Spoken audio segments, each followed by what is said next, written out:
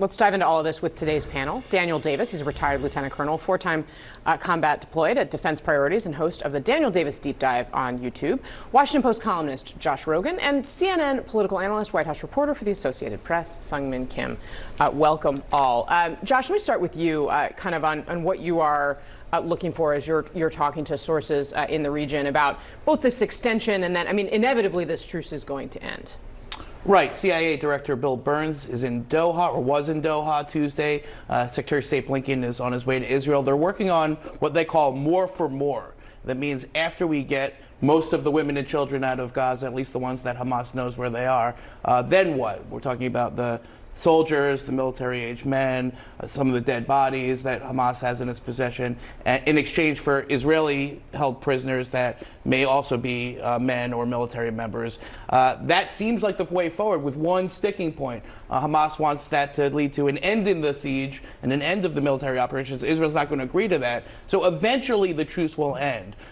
Best case scenario, I think, is it goes on for a few more days, more lives are saved, more humanitarian aid gets in. But on that fundamental point, which is, are the operations going to continue or not, no matter what Bill Burns or Anthony Blinken says, the Israelis are going to go back in and they're going to keep going. The question, I think, is how hard and how long, and whether or not they do to the south of Gaza what they did to the north of Gaza, which is creating the humanitarian catastrophe that we see today. Yeah, I mean, and that's a great question for you, Colonel Davis. What do you see as the imperatives for the Israeli military in any southern campaign in Gaza? Well, you know, I think the big issue with Israel is they got to figure out what is their objective, what is their political outcome. You're using military power to achieve a political outcome. Now, they've said the elimination of Netanyahu Hamas. says the elimination of Hamas so that he can bring peace to Israel. What he's doing with military will not bring that peace. I've seen it myself in Afghanistan several times, to where the more Taliban you kill, the more the enemy, the more you make, especially when you're killing so many people. And we think we've seen a lot of people killed now. When you get into the southern part, where now almost 2 million people are squashed, the casualties can go even higher than that. And there was a great piece in the American Conservative today by Doug McGregor, who's pointing out the real risk to Israel if they're even seen as trying to destroy the Hamas people and drive them out. That could actually lead to an expansion of the war and possibly even a regional You mean war. destroy the Palestinian people, right, yeah. not Hamas, right? Seung-Min Kim, I mean, what he just laid out there is a central challenge for the Biden administration, and they are being pressured on their left by young progressives in the party who see what's happening, and perhaps for different, the colonel just kind of laid out the military and strategic reason for not necessarily going about it this way, because you don't want to create radicalize more people who are seeing these horrible things happen. But there's a political imperative for the president as well at home. Right. It's actually been really interesting to me how the White House, how the president has responded to that pressure from the left. You do have them assuaging people privately, Muslim American leaders in private meetings, even members of their own administration who've been really distraught about the bombing campaign in Gaza. But in terms of their overall strategy, aside from maybe rhetorically highlighting the need for humanitarian aid, their strategy hasn't changed. President Biden is someone who has strong convictions on this issue, and no kind of pressure from the progressives in his party have changed that. What I thought was really interesting last week was when he said, I was traveling with him in Nantucket for the holiday, obviously a lot of that Thanksgiving holiday taken by the news of the hostage deal and the progression of that.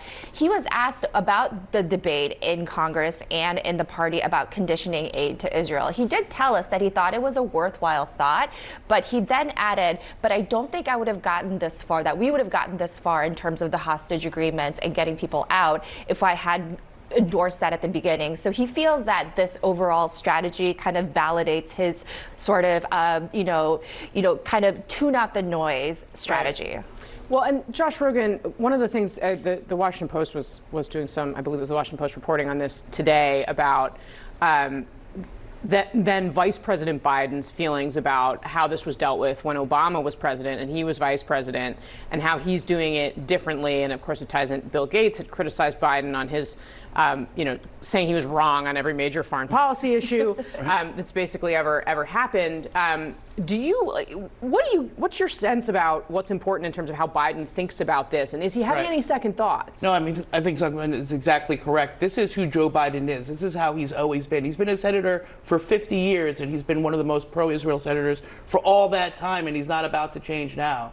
And that's something that I think not only congressional Democrats are having to deal with, but also his staff. The Washington Post has reported there's a lot of unrest amongst young staffers, and it doesn't help Biden necessarily that President Obama has taken a public position that's more sympathetic to the Palestinians than he has, because it shows Democrats, especially progressive Democrats, that there is another way to go about this, and they kind of makes them feel like Vice President Biden isn't responding to their concerns. He's trying. They're making an effort. They know they're losing voters. They're hemorrhaging support amongst young voters and progressive voters. That's a huge problem for them, but it's not one that they're willing to resolve by putting conditions on Israeli aid, because then they will lose their pro-Israel supporters, and then they'll have lost both of them, so they'll be in an even worse position. So they're stuck between a rock and a hard place, and I don't think they have a clear way out. That's why they're pushing for an end to the hostilities, but their influence with the Israelis is slim to none. Right. Of course, the reality in a presidential election is that, do they think those young progressives are going to go to a Donald Trump? They think or just sit probably home. Not, but they might stay home. That's a big risk. That's what I'm hearing. So at least two sources tell CNN at this hour that at least one American is expected to be released today in this latest hostage exchange. And final word to you, Colonel, that's actually one less American than negotiators had been hoping would have been released as part of this. And honestly, the first 4 days of this, and we're now past that. What do you think that means for these negotiations? Yeah, I think that I've been an advocate of that from the beginning. That Israel should do everything in their power to get as many hostages back as it is, no matter what that may cause some temporary tactical loss on the battlefield. And I say loss meaning that they won't gain something, but ultimately it's not going to matter, because the power disparity between Israel and Hamas is so great that Israel's going to continue to win. But if they go without that, then hostages are going to be dead, but the outcome won't be different. All right. Colonel Davis, Josh Rogan, thank you guys both very much for being with us today. Sungmin Kim is going to be back with us in a few minutes.